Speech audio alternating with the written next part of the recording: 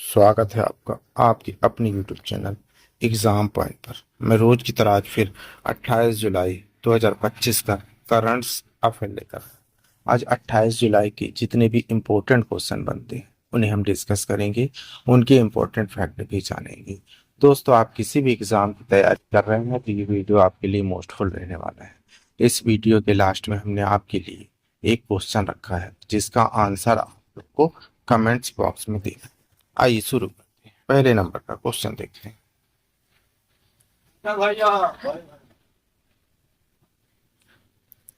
पहला क्वेश्चन देखते हैं, विश्व हेपेटाइटिस दिवस कब मनाया जाता है? सही आंसर है बी, 28 जुलाई को मनाया जाता है विश्व हेपेटाइटिस दिवस। की पढ़ लेते हैं। हेपेटाइटिस दिवस प्रत्येक वर्ष 28 जुलाई को मनाया जाता है। हेपेटाइटिस बी बैक्टीरिया नहीं बल्कि वायरस होता है। हेपेटाइटिस बी व्यक्ति के यकृत को प्रभावित करता है। यह तब तक फैलता है जब लोग हेपेटाइटिस बी वायरस वाले किसी व्यक्ति के रक्त, खुले घाव या शरीर द्रव के संपर्क में आते हैं। इसके लक्षणों में पीलिया, बुखार, भूख न लगना, उल्टी होना तथा थकान शामिल है जो कई सप्ताह या महीनों तक बनी रहती है। आइए दूसरे नंबर का क्वेश्चन देखते हैं। हाल ही में इंदिरा गांधी राष्ट्रीय मुक्त विश्वविद्यालय इग्नू की नई कुलपति कौन नियुक्त की गई है? सही आंसर है सी, प्रोफेसर उमा कांजीलाल जी।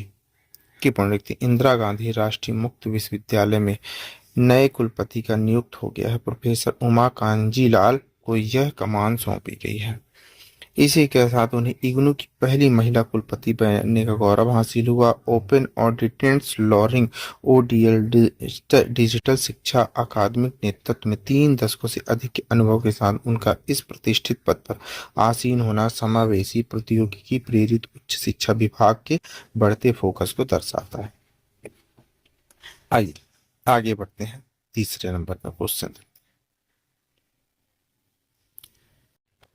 तीसरा question, GP Birla memorial award किसे प्रदान किया गया है? सही आंसर है B, doctor V Narayan ji को बिरला मेमोरियल अवार्ड प्रदान किया गया है। की पॉइंट रखते हैं। भारतीय अंतरिक्ष अनुसंधान संगठन इसरो के वर्तमान अध्यक्ष और अंतरिक्ष विभाग के सचिव डॉक्टर वी नारायण को हाल ही में वर्ष 2025 का प्रतिष्ठित जीपी बिरला मेमोरियल अवार्ड प्रदान किया गया। यह सम्मान उन्हें भारत के अंतरिक्ष कार्यक्रम में उनके उत्कृष्ट योगदान, अत्याधुनिक अंतरिक्ष प्रौद्योगिकियों को आगे बढ़ाने में उनके नेतृत्व के लिए दिया गया। यह पुरस्कार भारतीय प्रमुख वैज्ञानिक सम्मानों में से एक है जो विज्ञान, शिक्षा, संस्कृति के क्षेत्र में गहरा प्रभाव डालने वाले व्यक्तियों को मान्यता देता है। आइए चौथे नंबर का क्वेश्चन देखते हैं। भारत और मालदीव ने राजनयिक संबंधों की 60वीं वर्षगांठ कब मनाई है? सही आंसर है सी, 25 जुलाई 2025 को।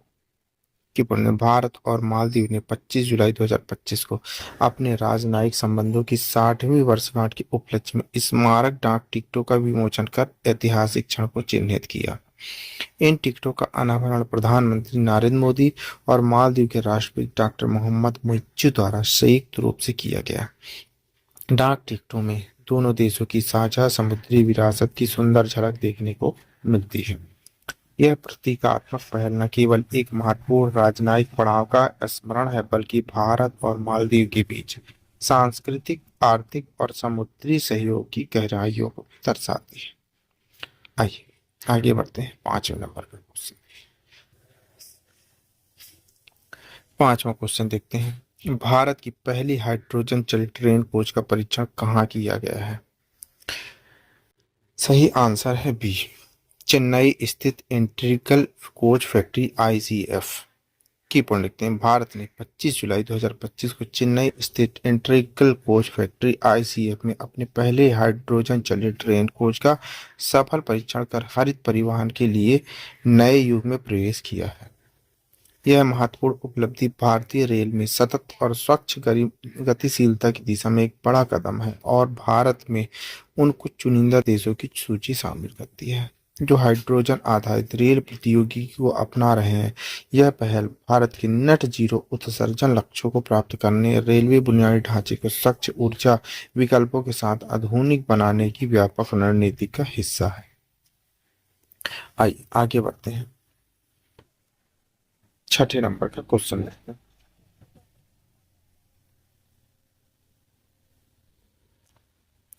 IBSF world six race schooner championship 2025 का खिताब किसने जीता है? सही आंसर है सी, रिले पावेल जी ने।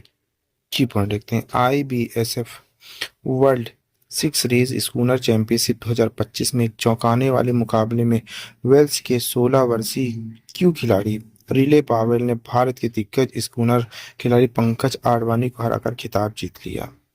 बहरीन की राजधानी मनामा में खेले गए इस रोमांचक फाइनल में पावेल ने आडवाणी को 5-4 से मात दे दी, जिससे आडवाणी अपने 40वें जन्मदिन पर रिकॉर्ड 29वां विश्व खिताब जीतने से चूक गए। यह जीत पावेल के करियर के एक अहम मोड़ साबित हुई और यह स्कूनर खेल में उभरती युवा प्रतिभाओं की वैश्विक उदय को दर्शाती है। आइए 7वें नंबर का क्वेश्चन देखते हैं। बैडमिंटन एशिया जूनियर चैंपियनशिप में महिला एकल वर्ग में भारत की किन दो खिलाड़ियों ने पदक जीतकर इतिहास रच दिया? सही आंसर है बी, तानवी शर्मा और वेनेला कालगोटाला।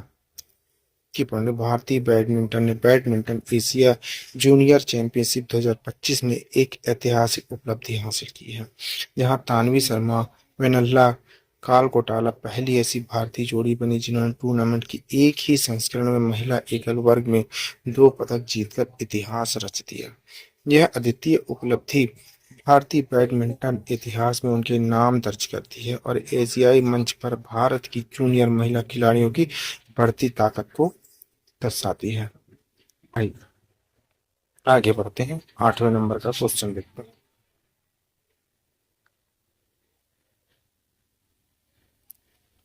एक पेड़ माँ के नाम पहल किसने शुरू किया है? सही आंसर है सी, प्राइम मिनिस्टर ऑफ इंडिया माननीय प्रधानमंत्री नरेंद्र मोदी जी।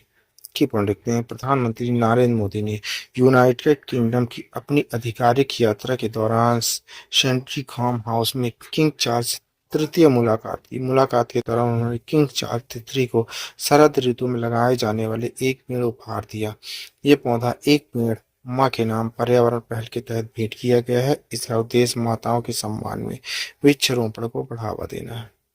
एक पेड़ माँ के नाम प्रधानमंत्री नरेंद्र मोदी द्वारा शुरू की गई एक हरित पहल है, जिसका उद्देश्य लोगों की अपनी माताओं की स्मृति या सम्मान वृक्षारोपण के लिए प्रेरित करना। यह अभियान पर्यावरणीय उत्तरदायित्व, प्रकृति से व्यक्तिगत भावनात्मक जुड़ाव को प्रोत्साहित करता है। आइए आगे बढ़ते हैं, 9वें नंबर का क्वेश्चन देखते हैं।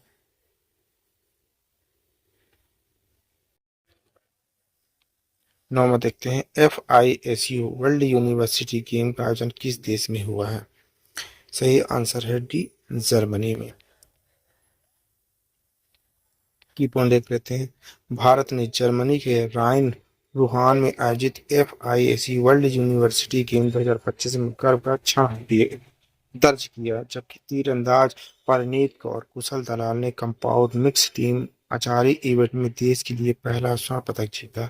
यह उपलब्धि न केवल भारत की खेल जगत में बढ़ती सफलता को दर्शाती है, बल्कि यह भी साबित करती है कि विश्व स्तर पर भारतीय विश्वविद्यालयों के खिलाड़ी अब गैर पारंपरिक ओलंपिक खेलों जैसे कंपाउंड आर्चरी में अपना परचम लहरा रहे हैं।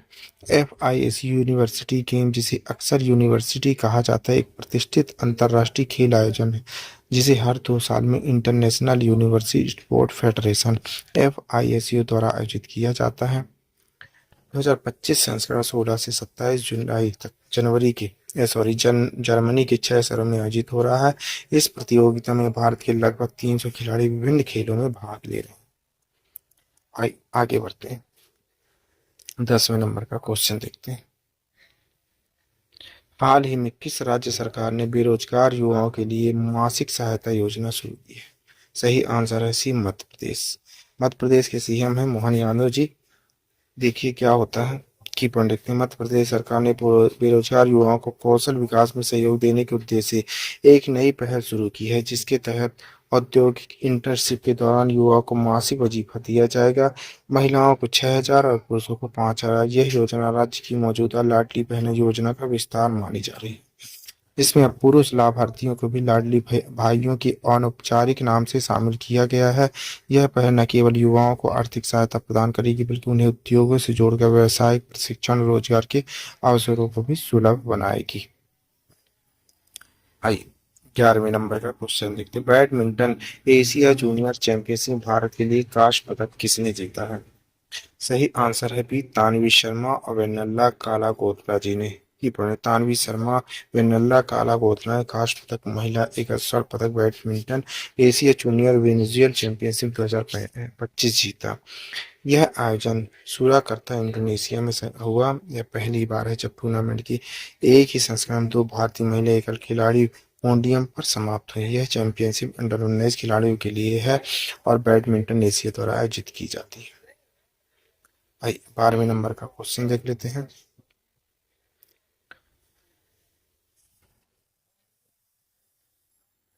भारत और सिंगापुर ने संयुक्त सैन्य अभ्यास बोर्ड कुरुक्षेत्र 2025 आयोजित किया गया। बोर्ड कुरुक्षेत्र 2025 कहाँ आयोजित किया जा रहा है? सही आंसर है ए, राजस्थान। अच्छा, राजस्थान के सीएम कौन है? भजनलाल शर्मा जी, याद रखिएगा। की पॉइंट लिखते हैं। बोल्ड कुरुक्षेत्र 2025 भारतीय सेना सिंगापुर सशस्त्र बलों के बीच एक संयुक्त सैन्य अभ्यास है। यह जोधपुर राजस्थान के रेगिस्तानी क्षेत्र में आयोजित किया जा रहा है। इस अभ्यास का उद्देश्य दोनों देशों के बीच अंतर संचालन और अच्छा सहयोग को बढ़ाना है। यह वास्तविक समय के आधुनिक युद्ध सिमुलेशन सामरिक तकनीक क्षमताओं पर केंद्रित किया गया है। आइए 13 नंबर का क्वेश्चन देख लेते हैं। बिहार पत्रकार सम्मान पेंशन योजना के तहत पत्रकारों के लिए नई पेंशन मासिक राशि क्या कर दी गई है? सही आंसर है सी, 15,000 रुपए। अच्छा, बिहार के सीएम कौन है? नीतीश कुमार जी, याद रखिएगा, चुनाव होने वाले हैं। कि बिहार के मुख्यमंत्री नीतीश कुमार ने पत्रकारों के लिए 15,000 की मासिक पेंशन की घोषणा की है। यह बिहार पत्रकार सम्मान पेंशन योजना के तहत पिछली पेंशन 6,000 प्रति माह थी। पत्रकार की मृत्यु के मामले उनके आश्रित जीवन साथी को अब 10,000 प्रति माह मिलेगा, जो 3,000 से बढ़ाया गया है। यह घोषणा सोशल मीडिया के माध्यम से की गई। सूचना जनसंपर्क विभाग को परिवर्तनों लागू करने के दिशा निर्देश दिए गए हैं। आइए 14 नंबर का क्वेश्चन देख लेते हैं। विश्व जूनियर स्क्वैश चैंपियनशिप में 15 वर्षों की वय भारत के लिए कांस्य पदक किसने जीता है? सही आंसर है सी, अनाहत सिंह जी ने। की पढ़ने अनाहत सिंह ने कांस्य पदक 2025 की विश्व जूनियर स्केश चैंपियनशिप काहिरा मिस्र में जीता। वह इस आयोजन में पदक जीतने वाली 15 वर्षों में पहली भारतीय लड़की है। ऐसा करने वाली आखिरी भारतीय लड़की 2010 में दीपिका पल्लीकल थी। अनाहत जी की आयु 17 वर्ष है। मिस्र की नाडिया एल्हामामी से एक करीबी सेमीफाइनल मैच हार गई, 11-6, 14-12 और 12-101। आई 15 नंबर का क्वेश्चन देख लेते हैं। राष्ट्रीय वित्तीय रिपोर्टिंग प्राधिकरण एनएफआरए के नए अध्यक्ष के रूप में किसे नियुक्त किया गया है? सही आंसर है बी, नितिन गुप्ता जी को। की पॉलिसी डीटी के पूर्व अध्यक्ष नितिन गुप्ता ने 23 जुलाई 2025 को राष्ट्रीय वित्तीय रिपोर्टिंग प्राधिकरण एनएफआरए के अध्यक्ष का पदभार ग्रहण किया। उनके साथ स्मिता झिंगरा, पी डेनियल, सुनील कुमार जायसवाल पूर्वकालिक सदस्य के रूप में शामिल हुए। गए नेतृत्व का उद्देश्य पारदर्शिता बढ़ाना, वैश्विक लेखा परीक्षा मानकों को बनाए रखना और विनियमित संस्थाओं वित्तीय रिपोर्टिंग प्रथाओं में जनता का विश्वास मजबूत करना है। आइए लास्ट क्वेश्चन देख लेते हैं। 16 नंबर। डीसी ओपन के पहले दौर में वीनस विलियम्स ने किस खिलाड़ी को हराया? सही आंसर है डी, पीटर स्टाल्स। की पढ़ लेते हैं। 45 वर्षीय वीनस विलियम ने डीसी ओपन में प्रतिस्पर्धी एकल टेनिस में सफल सफल वापसी की। पहले दौर में अमेरिकी खिलाड़ी पीटर स्टन्ट को 6-3, 6-4 से हराया। यह उनकी 819वीं WTA एकल जीत थी, जिसे 2004 में मार्टिन नवरातिलोवा 47 के बाद WTA मैच जीतने वाली दूसरी सबसे उम्रदराज महिला बन गई। विनर 2017 में किंगो डेट के बाद WTA स्तर मैच खेलने वाली सबसे उम्रदराज खिलाड़ी भी बन गई हैं। आई आपके लिए क्वेश्चन है, इसी क्वेश्चन का आंसर आप लोग को कमेंट्स बॉक्स में देना है। क्वेश्चन देखिए। चाइना ओपन में पीवी सिंधु को हराकर चर्चा में आई उभरती बैडमिंटन खिलाड़ी का नाम क्या है? मलविका बसोड़, गायत्री गोपीचंद, उन्नति हुड्डा, तन्या हेमंत। दोस्तों इस क्वेश्चन का आंसर आप लोग को कमेंट्स बॉक्स में देना है। आंसर आप लोग कमेंट्स बॉक्स में जरूर दीजिएगा। आप पढ़ रहे हैं 28 जुलाई 2025 का डेली करंट अफेयर। दोस्तों आप किसी भी एग्जाम की तैयारी कर रहे हैं तो ये वीडियो आपके लिए मोस्टफुल रहने वाला है। इस वीडियो की पीडीएफ डाउनलोड करने के लिए आप हमारे टेलीग्राम चैनल एग्जाम पॉइंट पर चलकर वहां से पीडीएफ डाउनलोड कर सकते हैं। Thank you for watching my video. इस वीडियो को ज़्यादा से ज़्यादा शेयर करें, लाइक करें, कमेंट करें। Thank you.